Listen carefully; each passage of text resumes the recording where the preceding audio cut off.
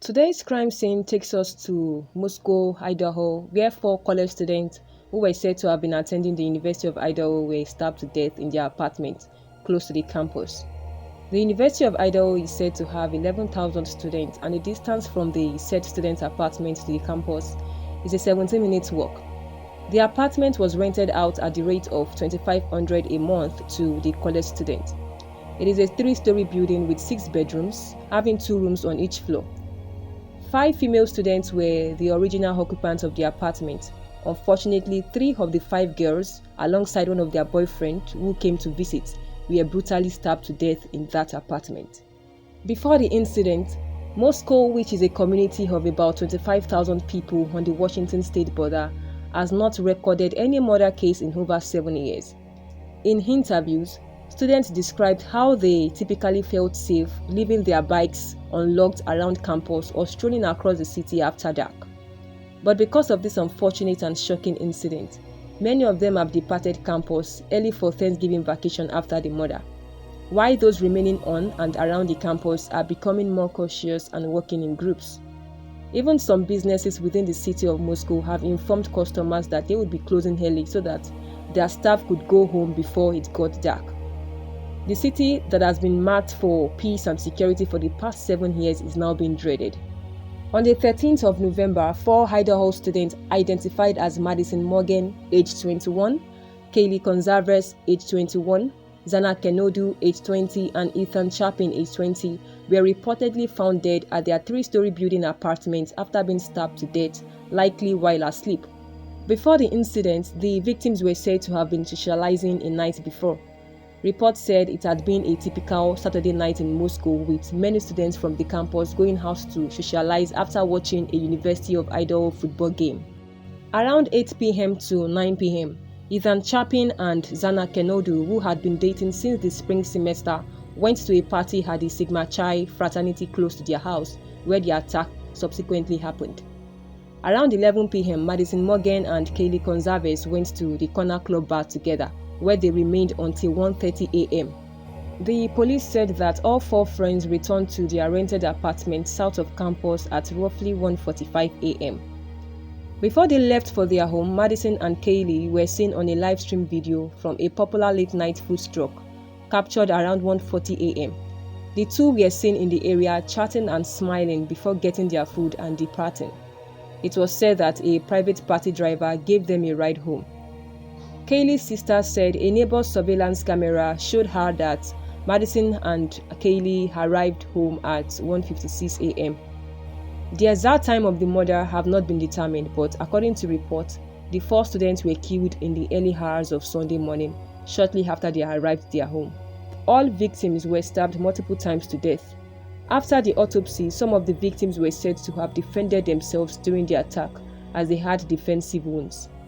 The attack has been termed personal because they had suffered multiple deep wounds. Autopsy said they were only stabbed in the chest and their upper body parts. The person who did this must have been very angry and maybe experienced. He knew where exactly to plunge in the knife. It seems like a targeted attack.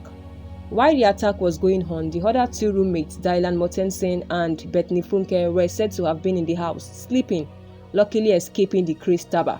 They both occupied the 2 rooms on the 1st floor, but how they did not hear a thing during the attack is still very unsettling. Other residents in the area claimed to have not heard anything as well. At noon, when the 2 surviving roommates stepped out of their room to probably check on the others, one of them discovered that one of the victims was unconscious and unresponsive. They decided to call in other students around the area to come witness what they have seen. Eventually, one of the campus students called 911 using one of the surviving roommates' phone. The police arrived at the residence around noon when the call was placed to report an unconscious person, only to get to the residence and discover 3 more dead bodies. The scene of the crime was pretty traumatic, as blood could be seen dripping down from the walls of the apartment. A search was made for the murderer and the weapon used, but the killer was long gone, leaving no trace and probably taking his weapon along. How the unknown murderer gained access to the student's apartment is still a mystery. The police said there was no force used on the entrance door. One of the victim's family, Kaylee's sister, said that the residence used to be a party area and many people had access to the house and knew the entrance code because the girls were so sociable. So it is possible that someone with such intention already knew the house codes. Also, it was said that the other way to get into the apartment is through the sliding door at the back of the house, which opened into the kitchen, which I heard also leads directly to the second floor, where two of the victims occupy. If this was the case, that might explain why the two surviving roommates escaped death since they occupied the first floor. The killer may or may not know the students, and they could have hidden in the house to wait for their arrival, but if they did, then they could have just taken out the two roommates on the first floor before waiting for the others. The killer could simply be a serial killer who goes from town to town to kill people. Some sources said that there have been brutal killings of animals recently in Moscow. Animals were being stabbed and torn apart. This could be the same person experimenting a psychotic behavior on human beings instead.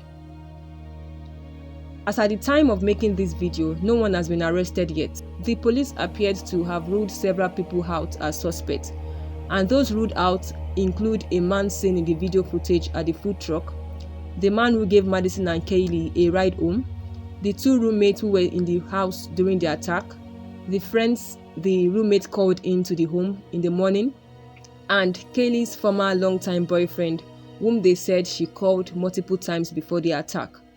Kaylee's sister said it was a normal thing for Kaylee to keep calling people's phone even at midnight until they answered just to ask for random stuff. So she said it is possible Kaylee's ex-boyfriend was asleep at the time she called him. Kaylee and her former longtime boyfriend were said to have a dog together and were hoping to come back as a couple after they took a break from their relationship. Sadly, she passed on without seeing that happen. This is a scary case, and sadly, there are hardly surveillance cameras in the area. If there were, I am sure the public would have gotten a clue of who the killer is by now. Many residents in the community said they do not even close their doors at night due to how peaceful Moscow has been for over 7 years. But now, everyone is on the edge and are back to taking security measures. Even though the police has ruled out some supposed suspects, the public thinks no one should be trusted. Some people find the fact that the two surviving roommates called their friends first before calling the cops questionable. These roommates were also said to have been away for a while before returning to their apartment around 1 a.m. on Sunday before the incident took place. So far, according to the police, they have been cooperating with the investigation, giving the police little or no reason to hold them accountable. At this point, it has not been ascertained if the killer is still in Moscow or had fled the town. Investigators have been contacting local businesses to see if someone had recently purchased a fixed blade knife from them. There are a lot of unanswered questions, and the slow pace of the police investigation is enraging the victims' families and terrifying the local community. We can only hope that the victims get justice soon and this murder case is solved. Here is what we know about the 4 victims. Madison Morgan, who was often called Maddie, was a senior from Coeur d'Alene who was majoring in marketing. Her grandmother, Kim Chili, said Maddie had always been a gentle and caring person who kept many long-term relationships and close ties with an extended family. Madison's boyfriend, Jake Schriger, said she had been excited for graduation next year and talked about wanting to explore other parts of the world. Madison always spread positivity and brought acts of kindness to others, Jake said. He also said that he hoped people remembered her for the love she had given to others. Kaylee Gonzalez, who was from Radrom, Idaho, had been set to graduate early in December and plans to move to Austin, Texas, with one of her close friends in June. Her friend, Jordan Quesnell, said Kaylee had secured a position with a marketing firm and was excited to explore more of the country. Olivia Gonzalez said her younger sister and Madison had served as her bridesmaids for her wedding. Her sister, she said, still shared a dog with her former boyfriend, and the two had seemed likely to get back together. Ethan Champion was from Conway, Washington. He was one of the 3 triplets and had spent much of November 12, the day before the killings, with both of his siblings, who are also University of Idaho students. In the evening, they had all attended a dance together held by his sister's sorority. Stacy, his mother, said her remaining kids are very thankful that it was a time well spent with him. Ethan was said to literally be the life of the party. He made everyone laugh and was just the kindest person.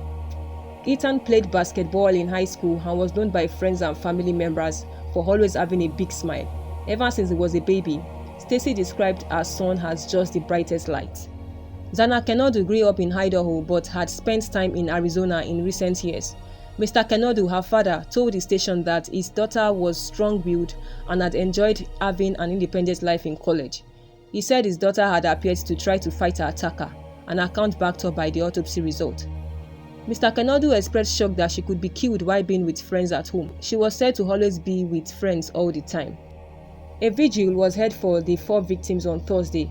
Let's keep the families in our prayers and thought. We pray that justice will prevail and the truth will come to light soon. Thank you all for watching and see you all in my next video.